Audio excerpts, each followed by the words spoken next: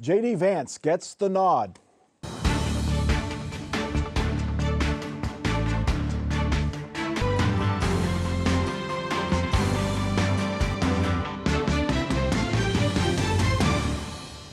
Welcome to Columbus on the Record. In the end, former President Trump went with the millennial, the celebrity, the once never Trumper, the convert, the loyal defender, and the guy with working class Midwestern roots.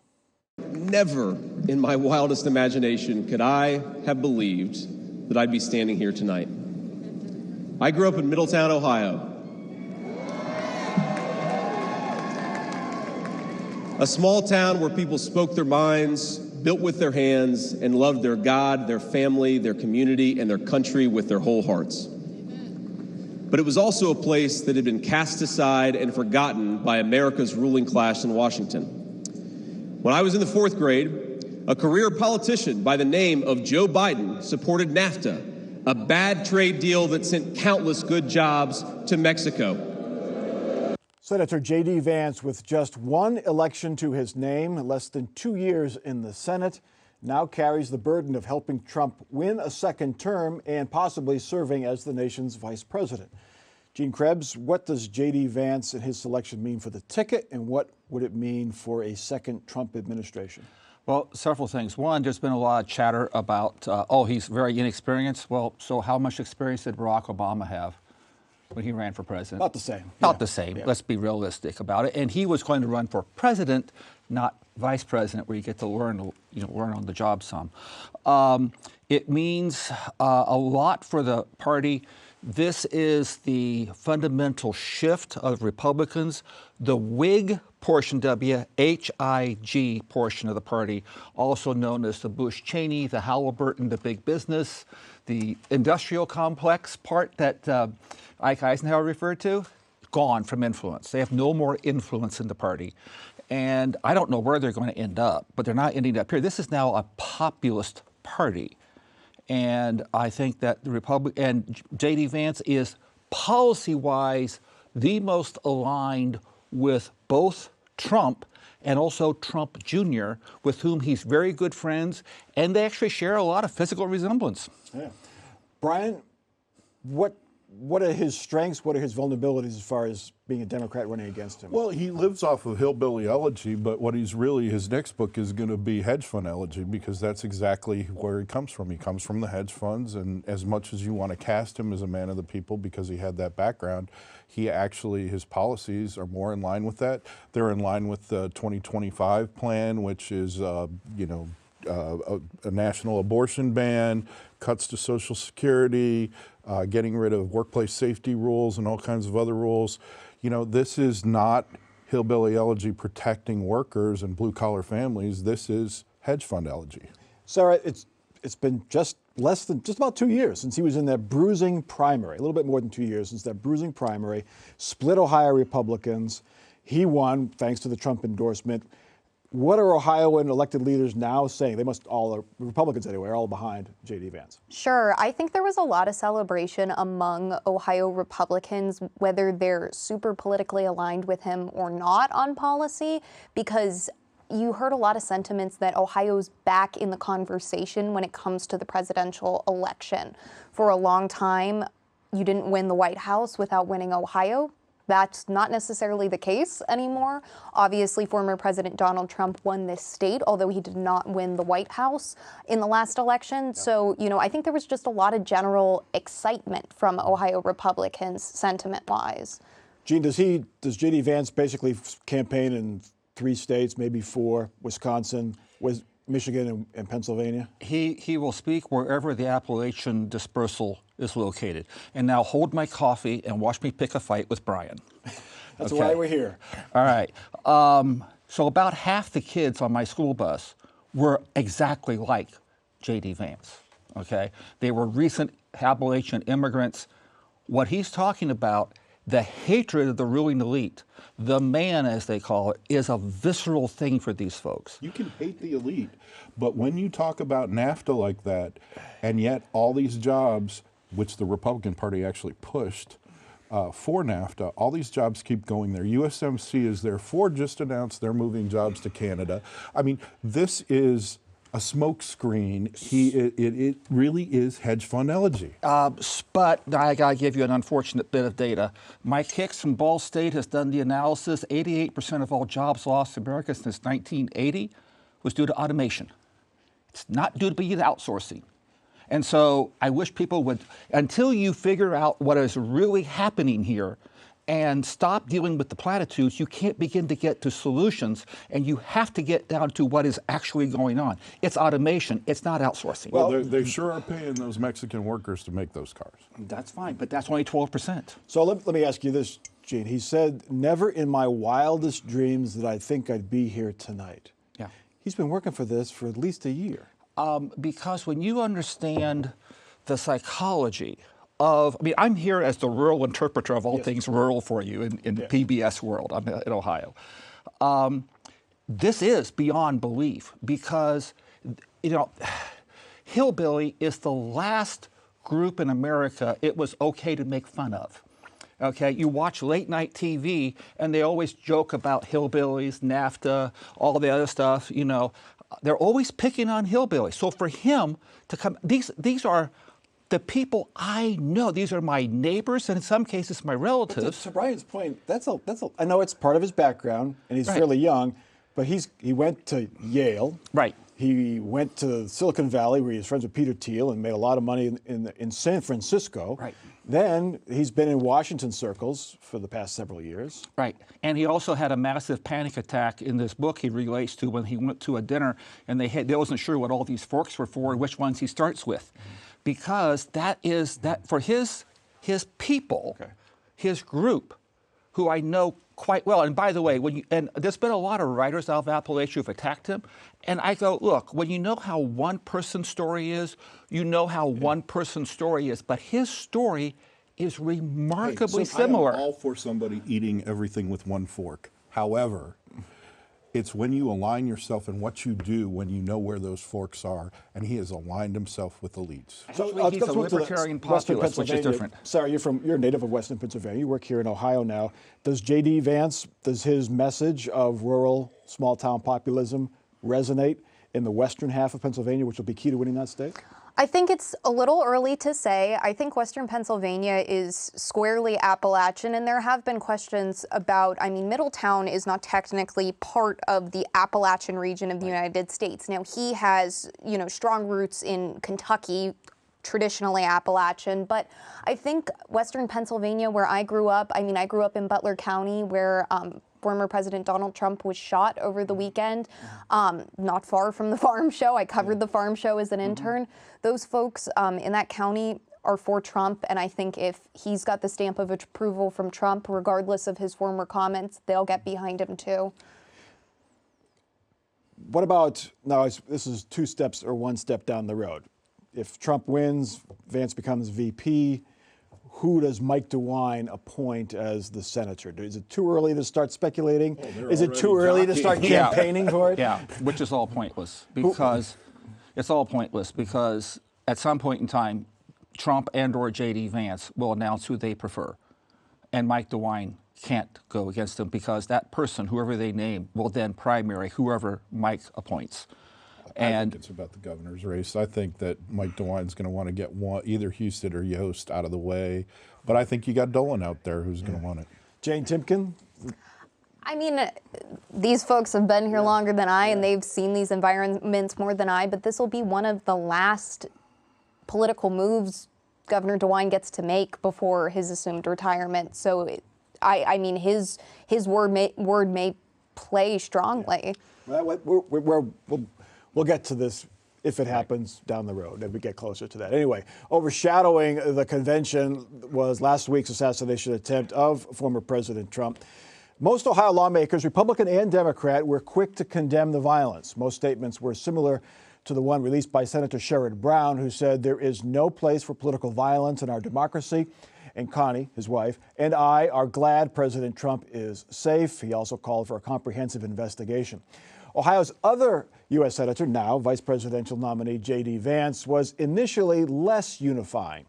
Vance blamed President Biden, saying his campaign's central premise is that Trump is an authoritarian fascist and must be stopped at all costs.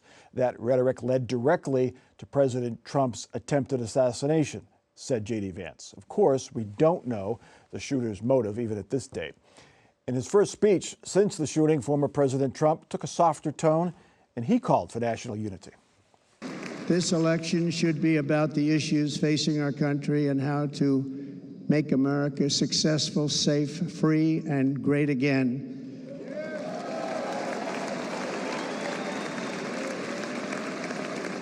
In an age when our politics too often divide us, now is the time to remember that we are all fellow citizens. We are one nation under God, indivisible, with liberty and justice for all.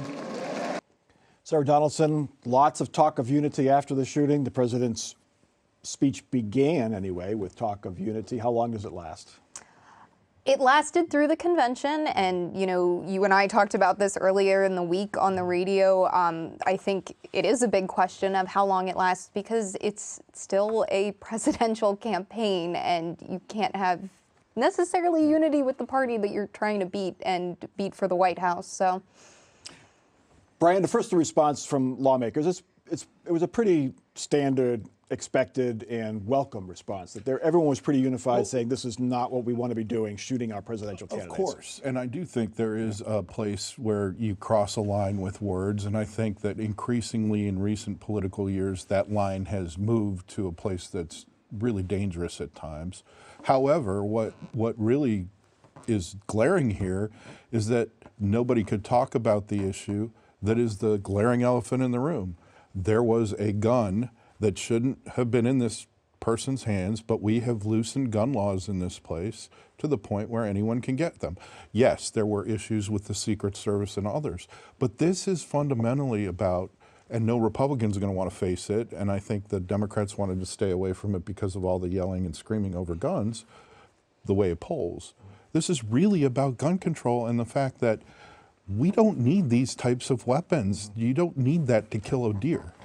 Does this help Donald Trump become a more sympathetic figure? History proves several things about this. One, history proves that assassination attempts have absolutely no impact. It's surprising. I was stunned when I looked at the data. The other thing is that we have had about 24 since the founding of this country, 24 legitimate, sincere attempts at assassination of our president. Some successful, some not. The United Kingdom's had one in 1812. Okay, there's something wrong with how our system is set up. So we talk about you wanted to peel the onion back. I'm going to peel the onion back even more. We're the only country to settle the issue of slavery via a civil war. Correct. That's it. Why? There's something we're not able to do to figure out how to disagree agreeably here. There's something wrong in our system. I mean, God forbid, what would have happened if the assassination was successful? Would there have been violence in the past week? I can't even imagine. I do think because of the way the rhetoric is, there could have been violence. You don't know for sure. I do think that it would have been a very damning point of our history. I still think this is, in a way, even though it was unsuccessful. And there were people that died, yes, which is unfortunate. Very tragic. But I gotta say, it is rhetoric, but it's also our gun policy. It's also things like how we handle conflict, and we've been building and building and building to this. It happened on January 6th. Now it's happening now. And I do think what contributes to it partly, is the 24-hour news cycle. There's this constant want for information right now. And, in a situation like this, law enforcement just doesn't have that yet. They don't have all the answers about the motive. It's taken days for them to uncover that the gunman had photos of President Joe Biden and former President Donald Trump, that there's a chance that this may have just been a severely mentally ill 20-year-old who didn't have any political motivation. But the total accessibility to 24-hour news can have its fallbacks, and I think that's something that plays out and adds to the tension and the uneasiness. I do think one other thing that came out in this, and it was before he was named the vice presidential candidate, that was kind of a rookie mistake on the part of the people around Vance and Vance himself. I mean, if you've done communications for a long time, when you get into a crisis situation, you don't react like that until you have all the facts, because it didn't backfire or blow up on him like it could have. But you don't do that, and he's going to have to learn in this new role as a candidate. Because we don't, I mean, as we've mentioned, that we didn't know about John Hinckley Jr.'s motivation until much after he shot Ronald Reagan. He was mentally ill and wanted to impress Jodie Foster. Right. This person apparently, according to the FBI, searched major depressive disorder in his phone. So mental health looks like it at least played a role here. Getting to the unifying Republican convention, to put a button on Donald Trump here, Gene, did this convention, people who are going to vote for Trump are going to vote for him. Right. Did it move the folks in the middle, the moderate Republicans, to say, okay, we're going to give this guy another chance? So the question you're asking is, did it make any Nikki Haley Republicans move? That, I have no idea. I don't think so, and I think it goes to the matter of that he did nice words, but can he now start talking about nice actions? And it's one of those things that I don't know until they begin to see him talk about policies in a concrete way that would bring healing. There was no talk, hardly any talk, about a rigged 2020 election at this convention. So discipline has entered the Trump campaign anyway. Who President Trump will face in November remains very much in doubt. As of Friday afternoon, Joe Biden remains the Democratic nominee, but calls for him to step aside continue to grow. Top Democrats in Congress and former President Barack Obama have reportedly urged Biden to withdraw from the race. Montana Senator Jon Tester has asked Biden to step aside. He's in a tough re-election fight in a red state, much like Sherrod Brown is here in Ohio. But so far, Brown has said little about whether he thinks Joe Biden should remain in the race. Brian Rothenberg, we don't know what's going to happen this weekend. But by this time next week, next Friday, do you think Joe Biden is the nominee on the Democratic side? Well, first of all, let's wish him a recovery from COVID. Yes. But also, look, I don't know what's going to happen in terms of that. What I do know is this. If the Democrats are going to win, and there is a path to win, they didn't get the bump. They got a little bit of a bump. One poll had him at 52 from 48.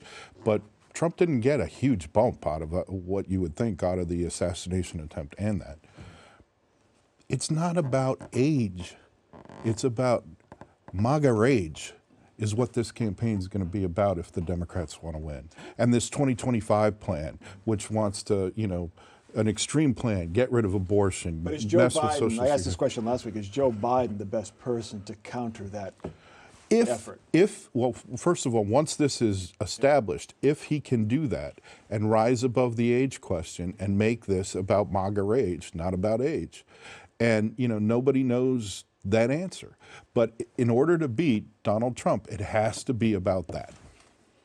Unlike fine wine, Joe Biden will not improve in 3 years. I know many people over the age of 80, and I saw the debate where he did his open mouth stuff, and I'm going, I know people like him. It's tragic to see. He's not going to get any better. It's still going to continue to decline. And so a lot of people are going, okay, maybe they don't want to vote for Trump, but maybe they don't want to vote for Joe Biden either, because they don't know that he may have a moment of dementia in office before they could implement Article 24 of the U.S. Constitution. It's a hot mess, and it's going to be difficult to extricate ourselves. But I go back to, he ain't going to get better.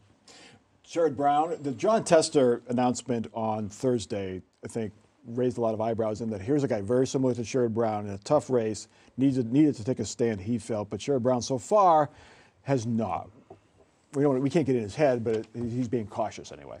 Absolute caution, and I imagine that'll probably at least continue for the time being, although, Representative Landsman in the Cincinnati area, he was, I think, one of the first Ohio Democrats to, so this morning he said that he wants to see Biden step aside. So I don't know if more folks in the Ohio delegation that are Democrats, if they're going to come out with statements. Obviously, Representative Landsman was the first one, but Senator Brown has been relatively quiet on this issue, and I think that's been something that his opponent, Bernie Moreno, they've taken every opportunity to highlight his quietness on Biden and the question of even the approach with how much does he campaign with Biden, because this is a Trump that is going to go for, this is a state that's going to go for Trump.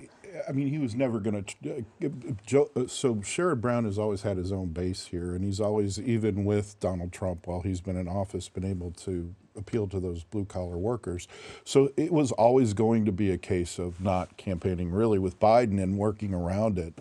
And so I think the trick for him is, to let this play out and see what happens, because frankly, the one thing that nobody talks about is Biden didn't really lose in the polls either, and that's because people are so polarized that don't like Trump. Yeah.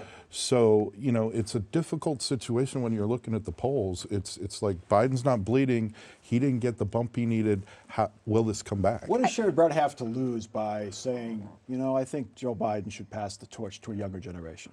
I think the problem there is, what if Joe Biden doesn't drop out, and they, we'll know by the August 7th, I think, is when they're doing that poll. That's the plan, the virtual the poll, plan yeah. right now. Yeah. But one way or another, this will be done by the first or second week of August, and it will be on to campaigning against Mr. Moreno. And I think the polarization is, I've heard more than one Democrat in my life say something to the effect of, even if Joe Biden were in a coma, I'd vote for him. So, there are real questions from what I've read and from what folks have reported about Biden's viability as a candidate and as the sitting president. But, do those always take into account the average voter's thoughts? And the folks in the middle. The Sure. partisans are going to vote that way no matter what. Who do Republicans not want to face of the names we've heard? Kamala Harris, Gretchen Whitmer, Gavin Newsom. Probably Gretchen Whitmer. Very articulate.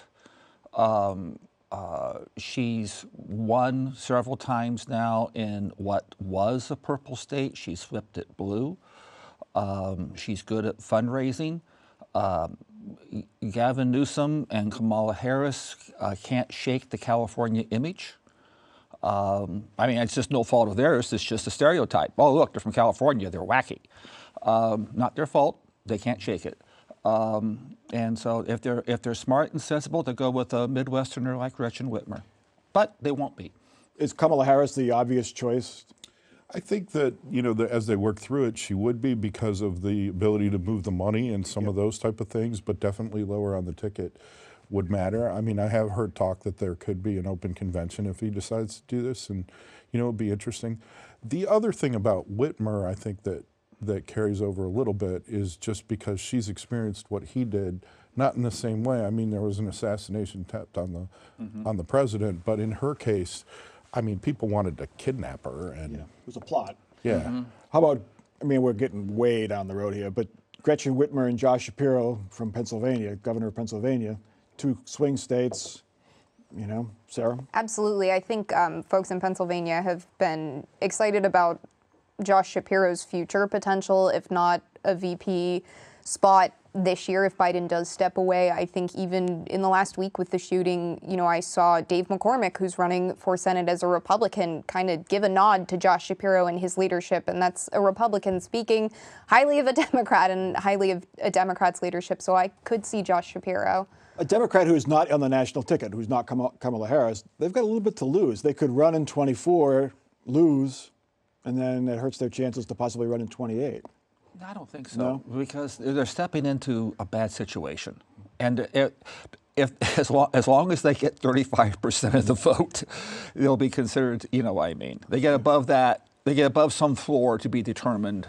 If they run a good campaign, they'll increase their odds in 2024, Politics is 2028. all about numbers, and the fact of the matter is, whoever actually inherits this is inheriting 46, 47% of an electorate that is locked in because they will not vote for anybody but the Democratic candidate. It's really about 3 to 5% of the vote, and certain states if you want to win. And getting the enthusiasm from all And the Democrats. enthusiasm gap closing up. And that would be tough with a brokered convention, I would guess. I would think that would, but yes. All right, let's get to our final off-the-record parting shots. Some final thoughts, predictions for the God. Good luck to us. Predictions for the weeks ahead. Brian Rothenberg, you're up first. So I think the minimum wage campaign actually might have the final amount of signatures they need by Labor Day, is what I'm hearing. We'll see if they keep collecting, because they can, but it probably will be on the ballot next year. So not 24, but November of 25, if they get the Correct. signatures. Anyway. Correct. Gene. As the Bible says, iron sharpens iron, and I'm a rare Republican that wants to see the Democrat Party be whole and competent, because it makes us better. And in that vein, your people had a horrendous weekend with a convention that led to much shouting and everything over increasing the role of the rural counties and giving them more of a voice. The last Democrat you've had who I thought ran good rural county campaigns was Ted Strickland, who won overwhelmingly in 06, and in 10 only lost by 80,000 votes. Okay. Sarah. I think the big thing that I learned this week was that J.D. Vance's Yale Law School class was kind of a who's who in Ohio politics. Vivek Ramaswamy was also in his Yale Law School class, and a little more statewide, but State Representative Elliot Forhan, who is a Democrat, has been embroiled in some personal controversies over the last year, was also at law school with J.D. Vance. So Interesting. All right. You know what we need after the past week, actually the past 6 months, past 5 years? We need more beer. Well, we can help with that. WOSU's Politics at a Pint returns in a few weeks. We will host another edition of our popular event that combines politics and political discussion with good craft beer. So please join me and WOSU's Anna Staver Thursday, August 15th at 7th Sun Brewing on North 4th Street. We and a couple State House insiders will discuss this incredible campaign. Go to WOSU.org/events. That'll do it for this week. Check us out online. For our crew and our panel, I'm Mike Thompson. Have a good week.